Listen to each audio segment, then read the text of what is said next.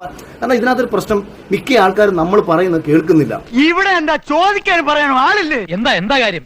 പിന്നെ പലതന്തയ്ക്ക് മുന്നേ ഉണ്ടായിട്ടുള്ള ചില മാധ്യമ പ്രവർത്തകരായിട്ട് നടക്കുന്ന ചില മൊബൈലും പൊക്കി പിടിച്ചു നടക്കുന്ന ചിലവന്മാർ, നിന്റെ അടുത്ത് ഞാൻ എന്തോ ഉണ്ടാക്കാൻ വന്ന് അവൻ പോയിട്ട് ചോദിക്കുകയാണ്, അഖിൽമാരാർ പറഞ്ഞല്ലോ ബിഗ് ബോസിൽ മത്സരാർത്ഥികളൊക്കെ കിടന്നു കൊടുത്തിട്ടാ പോണെന്ന്.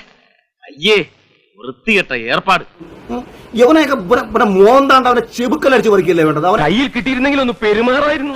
കലിപ്പ് തീരണില്ലല്ലേ? അവനെ കൺമുന്നിൽ കണ്ട അവനെ ചെബുക്കലടിച്ച് പറിക്കണം എനിക്ക് തോന്നുന്നു. നീ എവിടെ നടാ കഴി പറഞ്ഞാ മോനെ ഇത് കേട്ടത്? അതിപ്പോ അങ്ങനെയൊന്നുമില്ല. ശരണ്യ ഇത് കേട്ടിട്ടില്ല.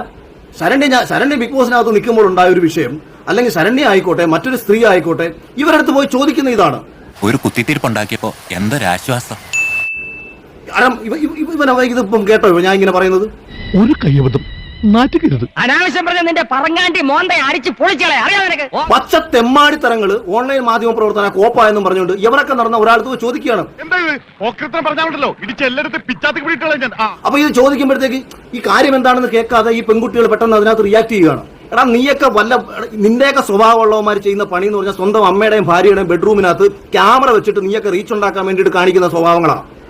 കിട്ടേണ്ടതൊക്കെ കിട്ടിയല്ലോ, സമാധാനമായല്ലോ. ഈ മാധ്യമ പ്രവർത്തകരാന്ന് പറയുന്നത് നീയൊക്കെ എവിടുത്തെ മാധ്യമ പ്രവർത്തകർ? കോപ്പ നിന്റെയൊക്കെ മാധ്യമ പ്രവർത്തനം. ഇനി തോന്നിയാസം പറഞ്ഞു നടന്നാലുണ്ടല്ലോ നാട്ടിലടിച്ചാൻ സൂപ്പാക്കും. എന്തു വേണ ചെയ്തോ, പക്ഷെ ദേഹോപദ്രവം ഏൽപ്പിക്കരുത്. മൊബൈൽ എടുത്ത് വെച്ചിട്ട് തൊലിച്ച് ഇതിനകത്ത് ഒരു വിഷയം ഒരാൾ ഉന്നയിക്കുമ്പോൾ ഒന്നുകിൽ ആ വിഷയം എന്താണെന്ന് കേൾക്കാനുള്ള മാന്യത ഉണ്ടാവണം. ഇവിടെ പറയുന്ന കാര്യങ്ങൾ അവിടെ പോയി പറയുന്നത് അത്രക്ക് നല്ല സ്വഭാവമല്ല.